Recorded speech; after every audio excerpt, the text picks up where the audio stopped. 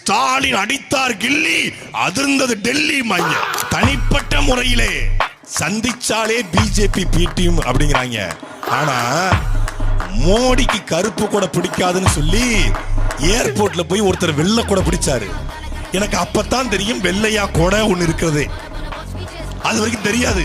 ஆனா அந்த வெள்ளை கூட பிடிக்கிறவர் யாருன்னா சனாதன எதிர்ப்பாளர், பிஜேபி எதிர்ப்பாளர், சங்கிகளை ஆள வைப்பவர் இவர். அங்க செந்தில் பாலாஜி திருப்பி போன வீடியோ. ஆக அந்த வகையில நீங்க எங்களை மிரட்டி பாக்குறீங்களா? நாங்க யாருடைய அடிபடைய மாட்டோம், எங்களுக்கு அடிபடைய தெரியாது.